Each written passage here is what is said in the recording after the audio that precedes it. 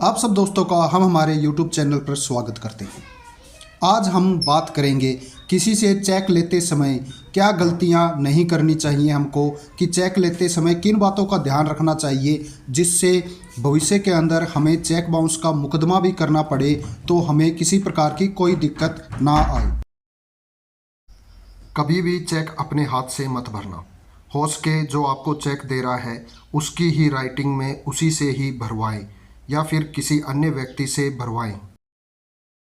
यदि आपने चेक देने वाले से उसी की राइटिंग में भरवाया है तो वो भविष्य के अंदर जब कोर्ट के अंदर गवाही होगी तो वो मुकर नहीं सकता कि ये चेक उसके द्वारा नहीं दिया गया है। कई बार ऐसा होता है कि चेक देने वाला ये कह देता है कि मेरा चेक गुम हो गया, या मैंने इतने का चेक नहीं दिया, या मेरा इतने का लेन देन नहीं था। इस वजह से दिक्कतें आ जाती हैं। कई बार देखा गया है कि चेक लेने वाले से सिर्फ साइन करवाकर चेक ले लेते हैं। कभी भी सिर्फ साइन करवाकर चेक मत लिया करो। अगले से चेक की जितनी राशि हो सकती है वो भरवाएं और तारीख ज़रूर भरवाएं, तो वो 3 महीने के लिए डेट वैलिड रहती है।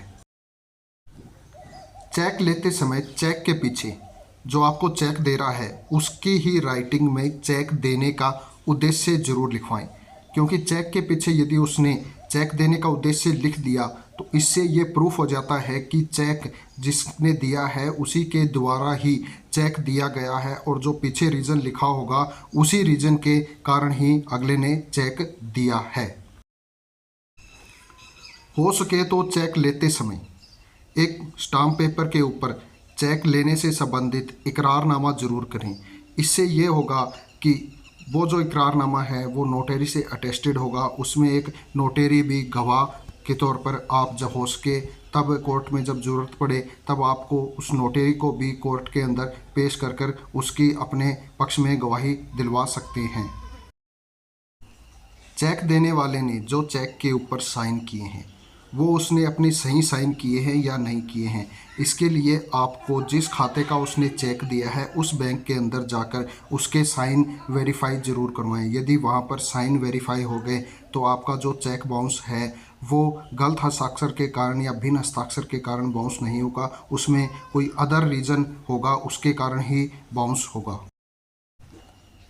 आपको जिसने चेक दिया है उसने जिस खाता का चेक दिया है वो उसका खाता चालू है या नहीं, या उसने बैंक बंद करवा रखा है उसका चेक दे दिया है, या बैंक के द्वारा उसमें लेन देन नहीं किया गया है बैंक में, तो इस कारण से बैंक वालों ने उसका खाता बंद कर दिया है। ये चीज़ें ज़रूर चेक करें। यदि ये चीज़ें ज़रूर चेक करें तो उसमें है ना आपका ही फ़ायदा होगा, क्योंकि यदि खाता बंद है और फिर भी उसके अंदर राशि है तब भी वो आपका चेक बाउंस होगा। इसीलिए ये चीज़ें ज़रूरी ही चेक करें।